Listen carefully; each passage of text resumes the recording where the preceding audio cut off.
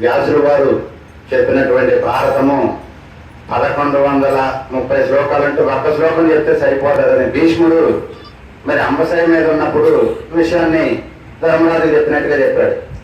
ఇప్పుడు మన కార్యనిర్భంగా వస్తే ఎట్లయితే ఇప్పుడు దాకా నామ సంకీర్తన ఇప్పుడు బోధ ఏ విధంగా అయితే ఉండదో సందర్భం వచ్చినప్పుడు చెప్పడం లెక్కని చెప్పారు.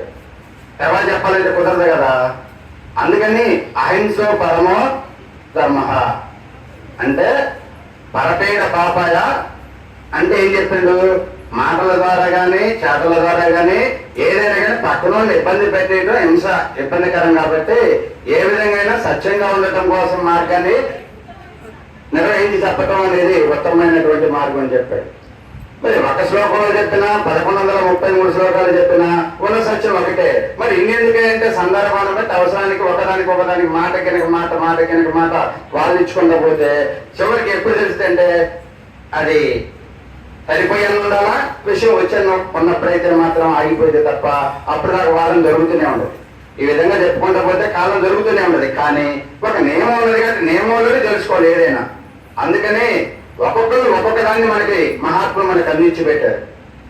మరి పాఠం రాసినటువంటి వ్యాసుల వారైతే భగవద్గీత చెప్పినటువంటి కృష్ణ పరమాత్మ అట్నే బ్రహ్మం గారు కాళికామ్మ చెప్తారు.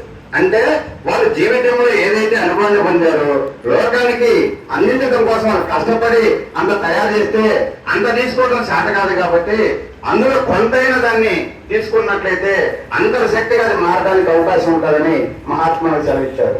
భక్తితో పెట్టేది పత్రమైనా పుష్పమైనా ప్రీతిగా ఆరగిస్తారు పరమాత్మ అని చెప్పాడు.